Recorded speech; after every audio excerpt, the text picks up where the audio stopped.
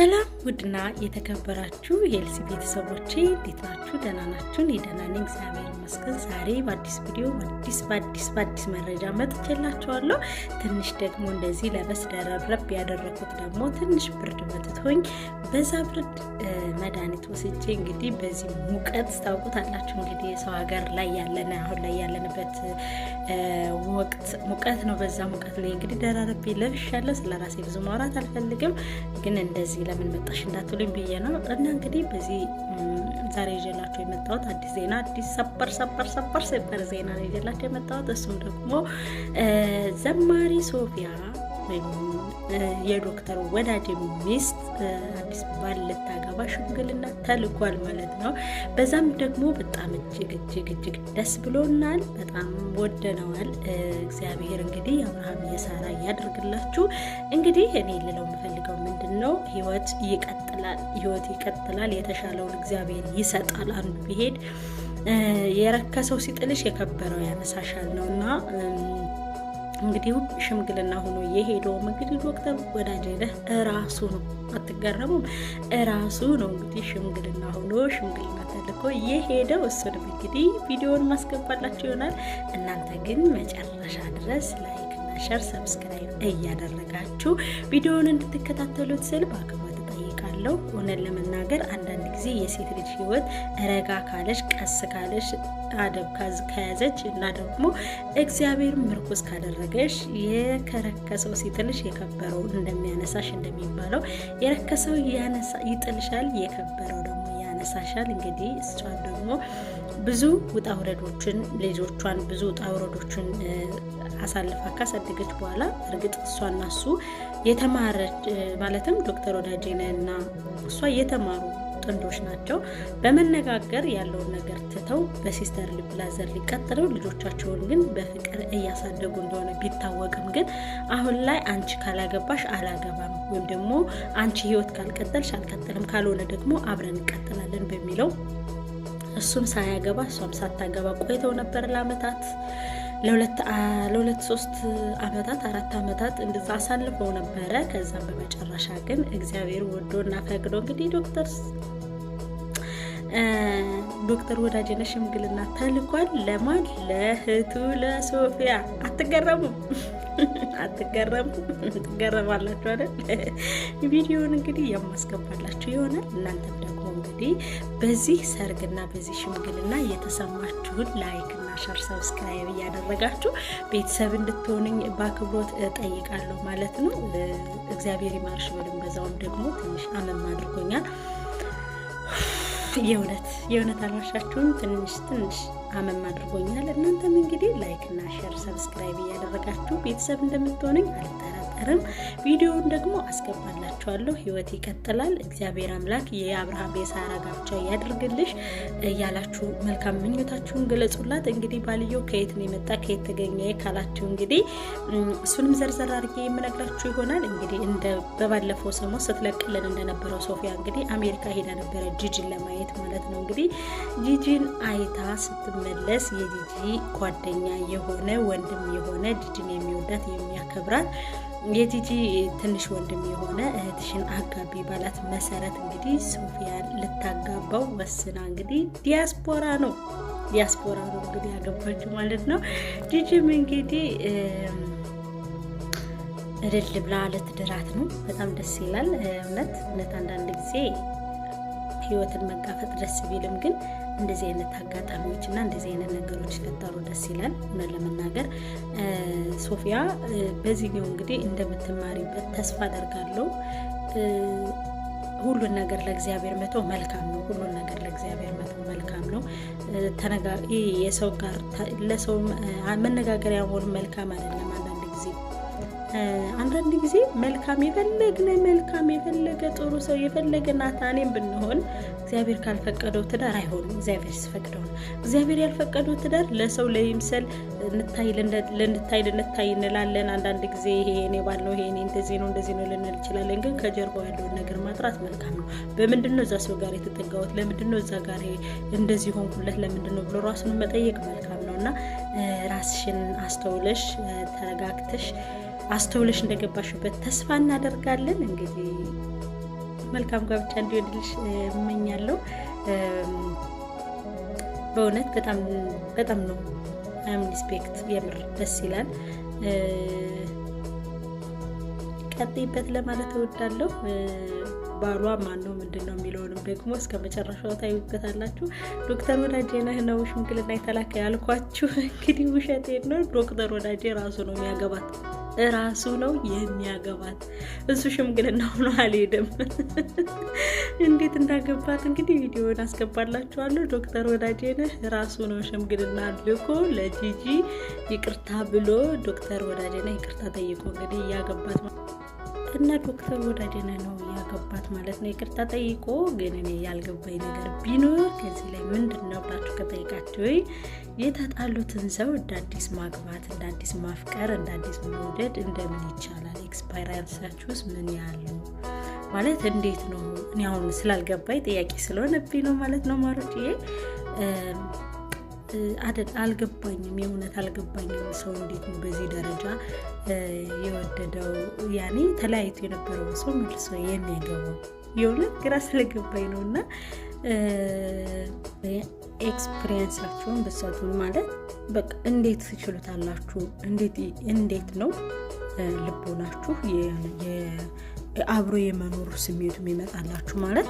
አሁን እኔ በእርግጥ በጣም ደስ ብሎኛል። በጣም እውነት ጥሩ ነው እኮ፣ መልካም ነው እኮ። በመልካም ነገር ላይ ሰው መልካም ነው እኮ። ግን ማለት ሲንግል ማም ሆናችሁ፣ እኔ ለራሴ ስለፈለኩት ነው። ሲንግል ማም ሆናችሁ ብቻችሁን ዋጋ ከፍላችሁ ልጆች አሳድጋችሁ ጥራችሁ ግራችሁ ካላችሁበት ሌብል ላይ ከፍ ብላችሁ ልጆቻችሁንም በጥሞና እያሳድጋችሁ ማለት መከራውንም ችግሩንም ሁሉንም ተጋፍጣችሁ አልፋችሁ መጨረሻ ላይ እናንተ መራመድ ስትጀምሩ ሲያምርባችሁ ወጣት ስትሆኑ እነዛ ልጆች የእናንተ ልጆች በራሳቸው መቆም ሲጀምሩ አይዞሽ እናቴ አይዞሽ እማዬ ማለት ሲጀምሩ እናንተ ከዛ ህይወታችሁን እንዳልነበር አድርጎት ከሄደ ሰው ጋር መልሳችሁ ይቅር ትባባሉና አብራችሁ መቀጠል። ይቅርታው እኮ መልካም ነው። ለልጅ ሲባል ይቅርታ ማለቱ ደናደርክ ደናዋልክ፣ ደናደርሽ ደናዋልሽ፣ እንዴት ነሽ፣ ጤናሽ፣ ስራ፣ አንተስ እንዴት ነህ፣ ህይወት ጥሩ ነው ወይ መልካም ነው ወይ ይሄ እኮ መልካም ነው። ገባችሁ አይደል? ይሄ መልካም ነው። ግን አብሮ የመኖሩ ምክንያት አብሮ እንደ አዲስ ገላ የማጋፈፉ ምክንያት ግን ሀራብ ልሰበኝ ያኔ ፔናችሁ እንዴት ነው የሚመጣው? አይዶን ነው እኔ እንጃ። የሰው ልጅ ቆይ ሲኖር በስሜት አይደለም እንደሚኖረው ማለት የሆነ ሰው እኮ ወደድ ነው አፈቀር ነው አብረን ኖረን ስንል እኮ በስሜት ነው አይደል? ስሜታችንን ተጽዕኖ አለው። መውደዳችን ማፍቀራችን ብቻ ሳይሆን ያኔ በቃ ስሜታችን በራሱ ተጽዕኖ አለው ማለት ለዛ ሰው መልካም ስሜት ሲኖረን ነው ሰው ብለን አይናችን ሲገባ ስሜታችን ሲገፋፋ ነው አይደል እዛ ሰው ጋር ደስተኛ ልንሆን የምንችለው።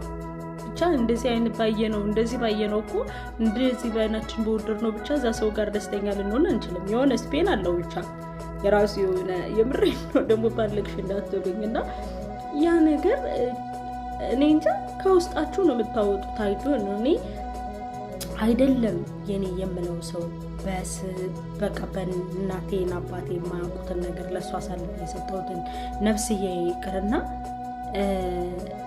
የሆነ ተራ ዝም ብሎ ተራ ሰው እንኳን ተራ ሰው ስላችሁ የሰው ተራ የለውም። በእርግጥ ግን እንዲህ ዝም ብዬ በማላቀው ነገር ለራሱ ያ ሰው ፊት ከነሳኝ በማላቀው ነገር እየደጋገመ በነገር የሚወጋኝ ከሆነ የሆነ ነገር ውድቀት እንደሚፈልግ አይነት ስሜት ከተሰማኝ ለራሱ ሪሞቭ ነው ማደርገው ከአይምሮዬ። እኔ በጣም ችግር አለብኝ። ሰዎች እንደውም ምን ይሉኛል መሰላችሁ? እንደ ኤልሲ ክርስቲያን አይደለሽ እንዴ? ይቅርታ ለሰው ልጅ እኮ አስፈላጊ ነው። ኦፍኮርስ አስፈላጊ ነው እኮ ይቅር፣ ለእግዚአብሔር እኮ ይቅር ነው። ግን ይቅርታ ማለትና እዛ ሰው ጋር እንደነበረ መቀጠል ይለያል። ይቅር የምትዩ ሰው አለ፣ ይቅር የማትዩ ሰው አለ። በዛው ይሄ ሰው ይቅርታ ብዬው ይቅርታ አድርጌለት ወደ እኔ መጥቶ ሌላ ነገር ከሚፈልግ ይቅር ሳልለው በዛው ብንረሳሳ ይሻላል ብዬ የማስብበት ጊዜ አለ። አሁን ለምሳሌ እኔ ለራሴ ማለት ነው። አሁን እኔ የሆነ ሰው አያስፈልገኝም። ካላስፈልገኝ ሰው ይቅርታ ካልኩት ይቅርታ የሚጠይቀኝ የቀረው ነገር እንዳለ ሲሰማኝ ነው። ከኔ ጋር የሆነ የቀረው ነገር አለ ወይ ያልተጎዳሁበት ቶሎ የነቃሁበት ነገር አለ ወይ ደግሞ ቶሎ ከሱ የተረዳሁት ነገር አለ። ስለዚህ ይሄ ሰው ይቅርታ የማያስፈልገውም በዛው እንዲርቀኝ አያስፈልግም ማለት ይቅርታ ካልኩት ኦልሬዲ ይቅርታ አድርጋልኛለች ብሎ መመለሱ አይቀርም። የቀረው መርዝ አለ የሚረጨው። ገባችሁ? የቀረው መርዝ ስላለ ያ መርዝ ለመርጨት ነው ይቅርታ የሚጠይቃችሁ ያ ሰው። የእውነት ከልቡ ተጸጽቶ ይቅርታ የሚጠይቅና ከልቡ አምርሮ ይቅርታ የሚጠይቅ ውይ ይህች ልጅማ በድያታለሁ፣ ውይ ይህች ልጅ አስቀይማታለሁ ብሎ ከልቡ ይቅርታ የሚጠይቅ ሰውና ዝም ብሎ ሪቨር ይቅርታ የሚጠይቅ ሰው ልዩነት አለው። እንዲሁም ዝም ብሎ ሪቨር ይቅርታ የሚጠይቅ ሰው ባይጠይቅ ይሻላል። ይቅርታ ማለቱ ለራሱ መርዝነት ነው። የምሬን እኮ ነው የምላችሁ። ይቅርታ መጠየቁ ለራሱ መርዝነት ነው። ያነሰው የሆነ ጊዜ ላይ መጥቶ ይቅርታ ቢጠይቃችሁ ይቅርታ ጠያየቁ ለራሱ መርዝነት ነው። የምሬን እምላችሁ የሆነ ተጸጽቶ ይቅርታ የሚልበት መንገድና ከልቡ ይቅርታ የሚልበት መንገድ እና ይሄ የቀረው መርዝ የሚረጨው መርዝ እንዳለ የቀረው ይቅርታ አባባል ይለያል። ስለዚህ አይደለም የራሳችሁን አሳልፋችሁ ሰጣችሁ አይደለም አንድ አይነት ሁለት ልጅ በአንድ ልጅ እንኳን ሰውነታችን እንዴት ፈርሶ እንደሚገጠም እግዚአብሔር ነው የሚያውቀው። ላይገጥምም ይችላል እኮ የሚያርሰን ከሌለ የሚያስፈልገን ነገር ከጎናችን ከሌለ ምናምን ሰውነታችን ላይገጠም ሁሉ ይችላል። የምሬን ነው የምላችሁ። ብዙ ጊዜ ብዙ ሴቶች እኮ ተጎድተው እኮ እየሄዱ እኮ እንደ ህፃን ልጅ እኮ እንደ ፈስ አይነት ድምፅ የሚያሰሙት እኮ ሰውነታቸው ሲወሉ ስላልተገጠመ እኮ ነው። ታውቃላችሁ? ብዙ ጊዜ ሰው እነዚህ ሰዎች ይቺ ፈሳ ምላት ይቺ ትፈሳለች ይቺ ፈልገው እኮ አይደለም ጌታ ያኔ ሰው ስለሌላት ነው። ያኔ የሚያርሳት ስላልነበረ በደንብ ስላልታረሰች 3 ወር 4 ወር 5 ወር በደንብ ሰውነቷ እስኪጠገን ድረስ ያረሳት ሰው ስለሌለ ነፋስ ገብቶባት ምግብ ስላልበላች ልጁ የነበረበት ሆዷ ላይ ባዶ ስለሆነ እኮ ነው። የምር ሌላ ስሜት ውስጥ መግባት አልፈልግም። በእርግጥ ግን ያን ሁሉ አሳልፋችሁ ከዛ ደግሞ ከተወለደ በኋላ ያለው ስሜት አለና አሁን አንቺ እንደዚህ ተፈሽነሽ እያያችኋት ነው። እንደዚህ ተፈሽነሽ እንደዚህ አምሮብሽ እንደዚህ ዘንጠሽ የእውነት ግን ውስጥሽ ደስ አሞኛል ኮርስ አሞኛል። የእውነት ግን ውስጥሽ ደስተኛ ሆኖ ነው ያኔ አምሮ ያኔ ውስጥሽ ደስተኛ ነው ያኔ እኔ እንጃ አይደለም። እና ለማንኛውም የአብርሃም የሳራ ጋብቻ ያድርግላችሁ። የሆነ ይቅር ብሎ ስሜታችሁ